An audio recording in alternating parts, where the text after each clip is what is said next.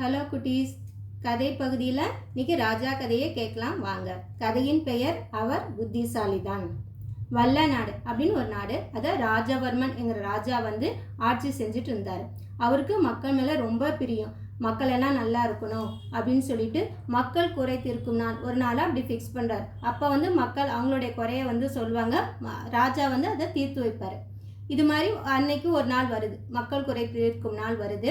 அப்போ மக்கள் சபையில் எல்லாரும் கூடுறாங்க. மக்கள் ஒவ்வொருத்தராக அவருடைய குறைய சொல்கிறாங்க, ராஜாவுக்கு தீர்வு சொல்கிறாங்க. அவங்களுக்கு கஷ்டம்னா பணம் கொடுத்து உதவி செய்கிறாங்க. இப்படி இருக்கப்ப அங்கே ஒரு முதியவர் வராரு. அவர் பார்க்கப்பே ரொம்ப பரிதாபமாக இருக்கார். அவர் உடையெல்லாம் கிழிஞ்சி ரொம்ப வறுமையில் இருக்கிறதுன்னு தெரியுது. ரொம்ப வயசானவரும் இருக்கார். அவர் முறை வரப்ப ராஜாவை வணங்கி ராஜாட்ட நானும் நீங்களும் உறவினர்கள் தான், சொந்தக்காரங்க தான் அப்படின்னு அவர் சொல்கிறார். அப்போ ராஜா எந்த வகையில் அப்படின்னு கேட்குறார். உடனே அவர் உங்கள் ராணி, அதாவது ராஜாவோட மனைவியோடைய அக்காவை தான் நான் திருமணம் செய்திருக்கேன், அவ்வளோ நெருக்கம் அப்படின்னு சொல்கிறாரு. ராஜாவுக்கு சிரிப்பு இருந்தாலும் அரசிக்கு அக்கா தங்க யாருமே கூட பிறந்தவங்க யாருமே கிடையாது. இருந்தாலும் அது காட்டிக்காம ராஜா, உங்களை பார்த்ததுல மகிழ்ச்சி, என் சொந்தக்காரன்னு சொல்கிறீங்க, ஆனால் நீங்கள் ஏன் வறுமையில் இருக்கீங்க அப்படின்னு கேட்குறாரு. ஏன்னா ராஜானா எவ்வளோ நல்லா செழிப்பாக இருப்பாங்க இல்லையா, வசதியாக இருப்பாங்க. அவங்க சொந்தக்காரங்க ரிலேஷன்னா ஓரளவு அவர் மரியாதை இருப்பாங்க இல்லையா, ஆனால் நீங்கள் ஏன் இவ்வளோ வறுமையில் இருக்கீங்க அப்படின்னு ராஜா கேட்குறாரு. அதுக்கு அந்த பெரியவர் ராஜா, நான் ஒரு பெரிய மாளிகையில் வாழ்ந்து வந்தேன். அது இப்போ வீக் ஆகிடுச்சு.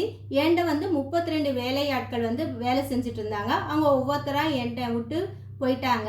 எனக்கு நெருக்கமாக 2 ஃப்ரெண்ட்ஸ் இருந்தாங்க, அவங்களும் போயிட்டாங்க. எனக்கு நெருக்கமாக ஒரு 2 பேர் இருந்தாங்க, அவங்களும் போயிட்டாங்க. ஒவ்வொருத்தராக இப்படி போனதுனால நான் ரொம்ப வறுமையில் இருக்கேன், ஏழ்மையில் இருக்கேன் அப்படின்னு சொல்கிறாரு. அப்போ ராஜா உங்களை பார்க்க எனக்கு ரொம்ப பாவமாக இருக்குது.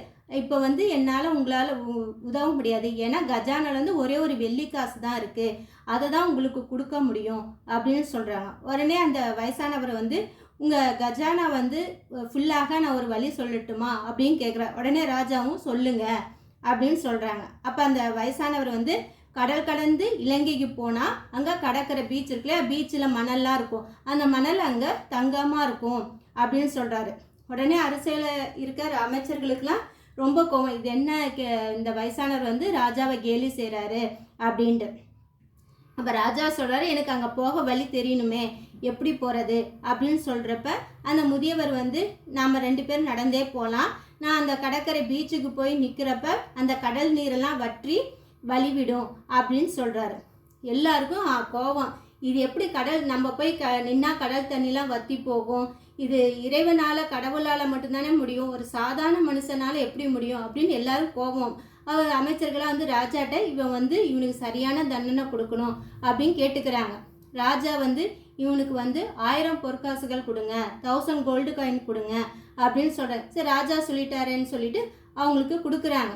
அந்த முதியவரும் வயசானவரை என்ன செய்கிறார், ராஜாவை வணங்கிட்டு வாழ்த்திட்டு போயிடறாரு. எல்லாரும் அப்படியே பார்க்குறாங்க, என்ன இது இவ்வளோ கேலி பேசியிருக்காரு, இவரை போய் ராஜா பரிசு கொடுக்குறாரு அப்படின்னு எல்லாரும் அப்படியே பார்க்குறாங்க. அப்போ ராஜா சொல்கிறாரு, அவர் புத்திசாலித்தனமாக பேசுனதுனால தான் பரிசு கொடுத்தேன்.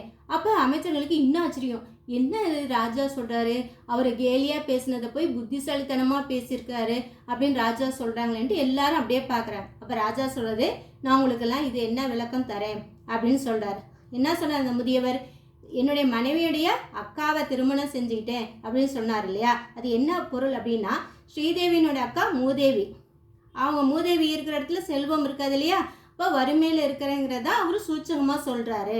அப்புறம் ஒரு பெரிய மாளிகையில் வசிச்சேங்கிறத அவர் உடம்பை தான் சொல்கிறாரு. அப்போ நல்லா இருந்தது, இப்போ வயசானதுனால உடம்பு வீக் ஆகிடுச்சு. அதே மாதிரி 32 வேலையாட்கள் சொன்னது பற்களை தான் சொன்னார், எல்லா பற்களும் போயிடுச்சுங்கிறத அப்படி சொல்கிறாரு. நெருக்கமான 2 நண்பர்களுங்கிறத காதுகளை சொல்கிறாரு. நெருக்கமான 2 பேர் இருந்தாங்கங்கிறத கண் பார்வை இப்போ போனதை, கண் பார்வை குறைஞ்சதை தான் அவர் இப்படி சொல்கிறாரு. அதை நல்லா இருந்தப்ப வயசானிச்சு வறுமையிலும் இருக்குங்கிறத அவர் சூச்சகமாக சொன்னது, புத்திசாலித்தனமாக சொன்னதுனால அவரை நான் பாராட்டி பரிசு கொடுத்தேன் அப்படின்னு சொல்கிறாரு.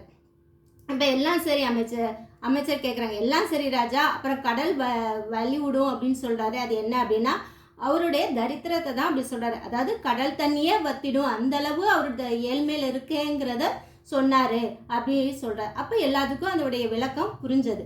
இப்போ ராஜா கேட்குறாரு, இப்போ அவர் புத்திசாலி தானே அப்படின்னு கேட்குறார். உடனே அமைச்சர்கள் எல்லாம் ஆமாம் அவர் புத்திசாலி தான் அப்படின்னு சொல்கிறாங்க. என்ன குழந்தைகளே, அவர் புத்திசாலி தானே? கதை உங்களுக்கு பிடிச்சிருக்குன்னு நினைக்கிறேன். அடுத்த வீடியோ சந்திக்கலாம்.